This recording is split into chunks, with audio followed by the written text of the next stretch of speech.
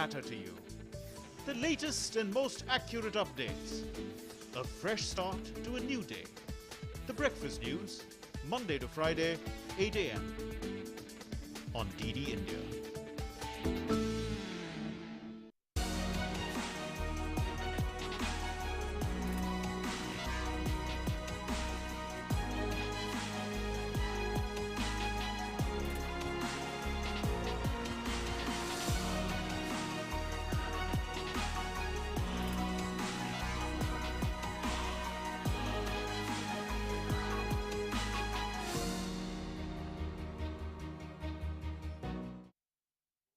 ज्वलंत मुद्दे, जनता के सरोकार।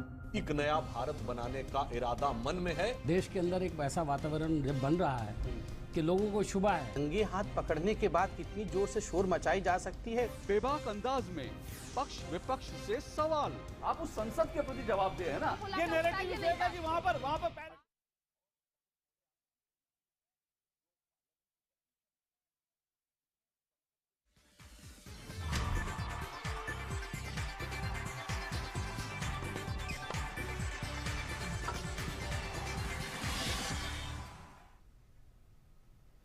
प्रधानमंत्री नरेंद्र मोदी ने उत्तराखंड के सांसदों से मुलाकात की है। इस दौरान गृह मंत्री अमित शाह और बीजेपी अध्यक्ष जेपी नड्डा भी मौजूद थे।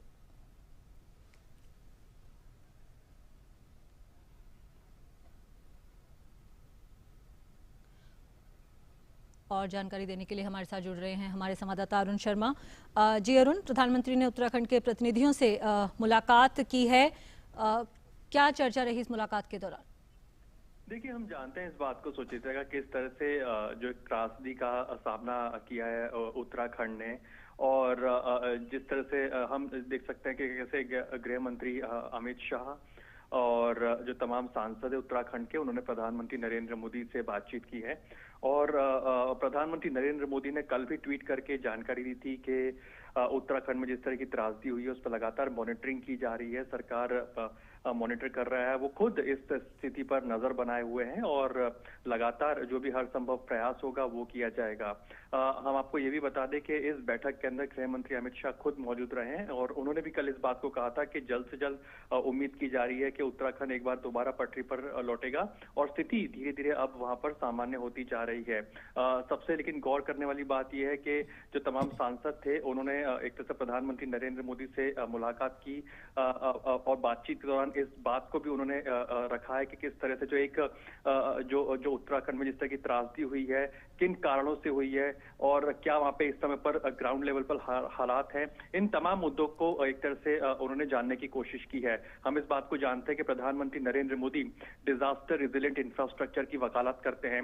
वो इस बात को कहते हैं कि कैसे एनवायरमेंट और इकोनॉमी एक साथ चलनी चाहिए, एक साथ होनी चाहिए, विकास भी हो लेकिन हाँ एनवायरमेंट के साथ कॉम्प्रोमाइज ना हो। इस तरह की बात वो लगातार कहते रहे हैं और ये पहली बार नहीं है कि उत्तराखंड को इस तरह की त्रासदी का सामना करना पड़ा है। इससे पहले भी हमने देखा था कि किस तरह से उत्तराखंड के अंदर पहले भी त्रासदी आई है और कितनी भयंकर त्रासदी उस समय पर आई थी।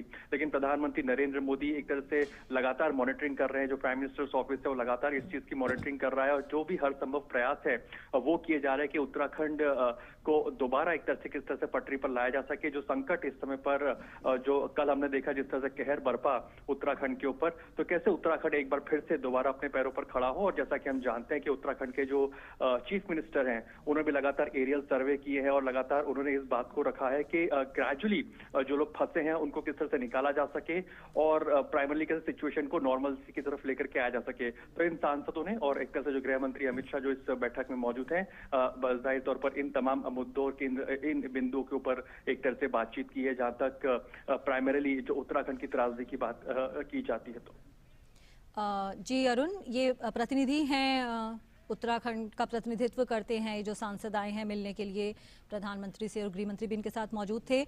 टीम्स जो हैं राहत बचाव के लिए लगातार लगी हुई हैं वहाँ पर, एनडीआरएफ, आईटीबीपी, एसडीआरएफ की, और किस तरह का कंसर्न इनका हो सकता है? आपको लगता है कि क्या इनकी मुख्य बिंदु रहे होंगे मुलाकात के? देखिए, हम इस बात को जानते हैं कि कल जिस तरह से कहर बरपा उत्तराखंड के ऊपर, उसके बाद में लगातार हम देखते हैं कि तुरंत ही जो अथॉरिटीज हैं वो काफी एक्टिवेट हो गई थी और तुरंत ही राहत पहुंचाने की पूरी कोशिश की गई थी इनिशियली।